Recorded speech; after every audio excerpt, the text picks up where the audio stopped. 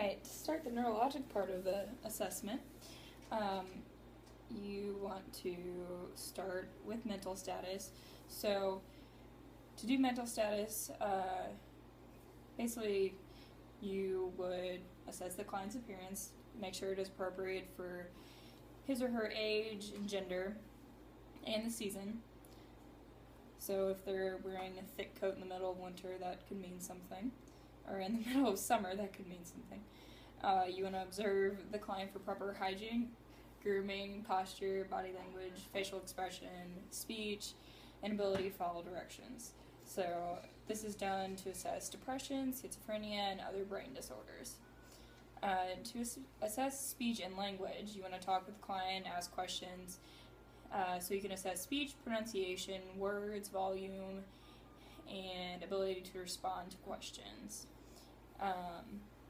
Measuring and assessing sensorium or perception by asking the client to state the date, time, place, and name of yourself. To assess memory, you want to ask birth dates, ages of children or grandchildren, and dates of special events. And then also another thing you can do is have them calculate simple math problems such as 2 + 4 = 6 or subtraction, or you could come up with a problem as far as money. If you spend so much, how much change will you have if such and such cost so much? For abstract thinking, questions should be asked to the client to determine how things are similar and different, such as apples and oranges, so simple things. To assess emotional state and mood, you want to observe facial expressions and the voice during the entire assessment. To assess perception and thought process, the client's communication should be logical and relevant to the conversation. You want to ask the client to talk about job or future plans and ask about their family and any celebratory events coming up. This is important to assess the clients in making their own judgments. Next part of the assessment would be to assess cranial nerves. For olfactory, you want to come up with familiar scents that they might know and have them close their eyes and place the familiar scent underneath their nose and have the client identify the odor. To assess the optic nerve, you want to test near vision with the Rosenbaum or Jaeger card held above 14 inches above the eye.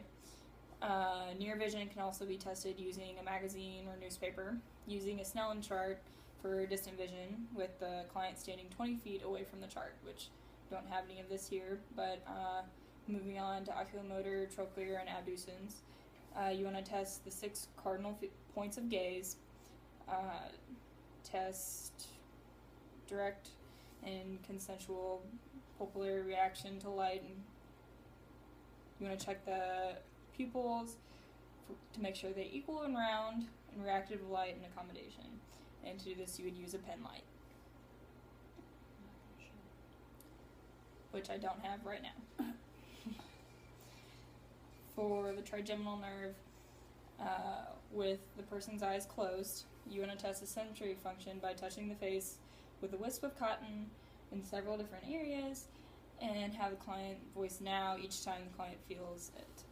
You want to repeat this using sharp and dull touches, and also assess corneal reflex by gently touching the cornea with a wisp of cotton, and the client should blink.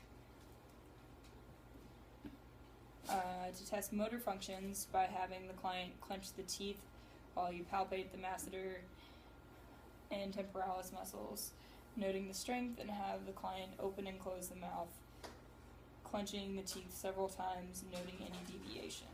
So, clench your teeth.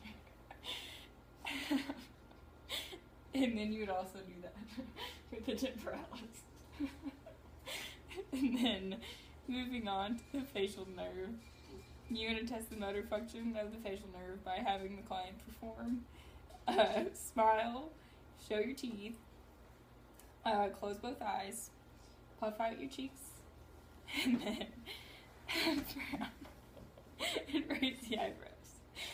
Note the symmetry of each. For cranial nerve 8, you were testing acoustic. So you want to test the auditory branch by assessing the lateralization of sound identified through the Weber test. You also want to compare bone conduction of sound to air conduction of sound through the Rennie test. For cranial nerve 9 and 10, you want to assess motor function by having the client open the mouth, using the tongue blade to breasts, which I also don't have, and tell the client to say ah, which should see the movement of the soft palate and the uvula. You want to assess the gag reflex by depressing the tongue lightly, approximately midway. You want to touch the posterior wall of the pharynx with the applicator and observe the movement of the pharyngeal wall. You also want to assess the motor activity of the pharynx by having the client drink a small amount of water, observing the ease and difficulty of the swallowing. You assess the quality of voice where the client speaks. Is there hoarseness or any abnormalities? Moving on to cranial nerve 11, you want to assess the trapezius muscle by having the client shrug the shoulders and observing for symmetry.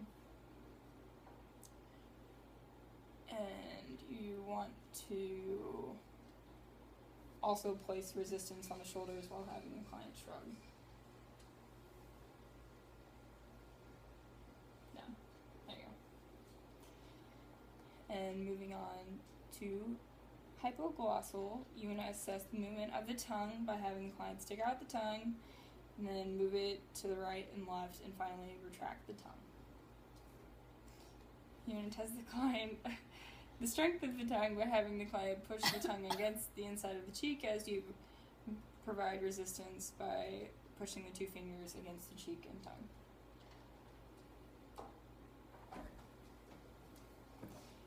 To assess motor function, a neurological assessment includes assessing the function of the cerebellum through activities for coordination, equilibrium, and movement. So you would want to test the client's gait and balance while they walk with their arms relaxed. And then you could also do the Romberg test for coordination and equilibrium. Finger to nose test by having the client sit in the chair and extend the arms out at the side. With both eyes open, bring the right index finger to the nose and return it to its position. There you go. And so, as she just did, you would repeat with both hands. And you would repeat this several times, having the client close both eyes and repeat finger to nose procedure. Normally the fingers should touch the nose with the eyes open and closed. And there are also multiple tests to assess sensory function. Just a few would be identifying light touch, sharp and dull, distinguishing different temperatures, or vibration. Another one is graphesthesia, or give me your hand. And to do this, you would draw a number with their eyes closed in their palm and have them distinguish it. Good numbers are usually 3 and 5. Go ahead and relax. To assess the ability of discriminate between 2 points is another one, and stereognosis is one as well. And you would also assess the different reflexes with the bicep femur, which I do not have, but the different reflex points would be bicep, tricep, brachioradialis, patellar, Achilles tendon, plantar, and abdominal.